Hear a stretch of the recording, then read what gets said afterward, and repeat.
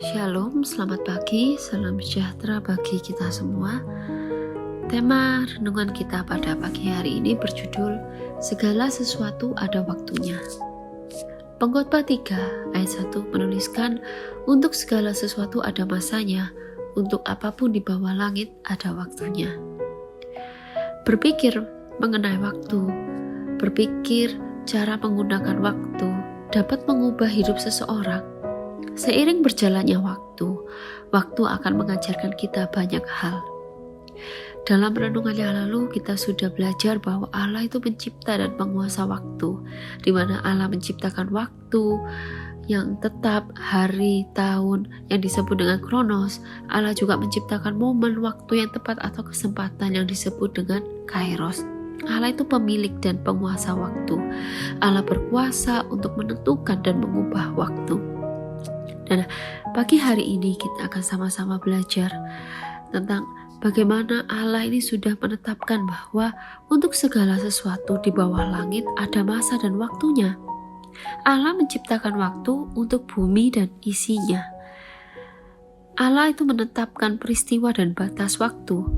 Dalam Pengkhotbah 3 ayat 1-8, di situ dituliskan bagaimana ada waktu untuk lahir, ada waktu meninggal, ada waktu menanam, ada waktu mencabut, ada waktu menangis, ada waktu tertawa, ada waktu meratap, ada waktu menari, ada waktu mengasihi, ada waktu membenci, ada waktu mencari, ada waktu merugi, dan lain sebagainya. Tetapi yang sering menjadi pertanyaan adalah mengapa harus ada bagian atau masa yang tidak menyenangkan, bahkan sangat menyakitkan dan sangat buruk yang harus kita alami. Terkadang ada orang yang merasa bahwa selama hidupnya tidak ada waktu-waktu yang menyenangkan, hanya kesulitan, hanya penderitaan dan masalah yang silih berganti.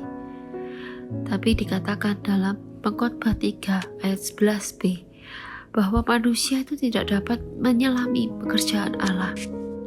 Ada kedaulatan, ada pola keteraturan Allah yang tidak bisa manusia intervensi. Tetapi harus percaya bahwa Allah tidak pernah salah dan hatinya itu selalu baik. Mari kita pahami bersama bahwa pergerakan waktu yang Allah tetapkan adalah berjalan lurus menuju batas akhir yang Allah tetapkan, tidak berputar-putar seperti pendapat sebagian orang. Tetapi sejarah dan apa yang manusia lakukan saat ini itu bersifat sirkular, berulang dan tidak ada yang baru. Pengkhotbah 1 ayat 9-10 dituliskan, apa yang pernah ada akan ada lagi, dan apa yang pernah dibuat akan dibuat lagi. Tak ada sesuatu yang baru di bawah matahari. Adakah sesuatu yang dapat kita katakan, lihatlah ini baru, tetapi itu sudah ada dulu, lama sebelum kita ada. Dalam Pengkhotbah 3 ayat 14 dituliskan juga, aku tahu bahwa segala sesuatu yang dilakukan Allah akan tetap ada untuk selamanya. Itu tak dapat ditambah dan tak dapat dikurangi. Allah berbuat demikian supaya manusia takut akan Dia. Artinya semua diawali oleh Allah dalam kekekalan. Teknologi terbaru dan tercanggih tidak akan dapat menyamai apa yang sudah Allah buat. Lalu, di mana atau di waktu apa kita saat ini?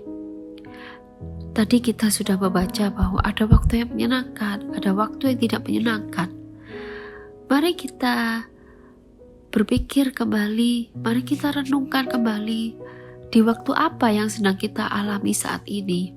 Apakah kita sedang ada di waktu yang menyenangkan? Mungkin kita sedang berhasil, kita sedang banyak berkat, kita sedang sehat, kita sedang dikasihi, atau kita saat ini sedang ada di waktu yang tidak menyenangkan. Kita mengalami kesulitan, kita mengalami masalah, sakit, dan lain sebagainya.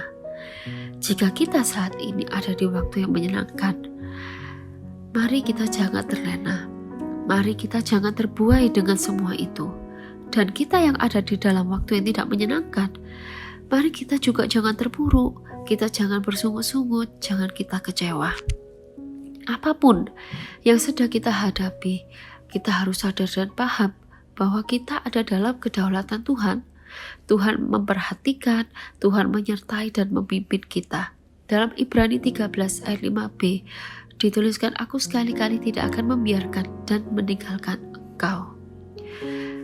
Bagian kita adalah jangan lepaskan diri kita dari Tuhan. Mari kita ikuti waktunya Tuhan. Ada banyak hal dalam hidup manusia yang memerlukan banyak waktu. Contohnya seperti tumbuh, baik secara jasmani maupun rohani, itu semua perlu waktu. Belajar juga perlu waktu.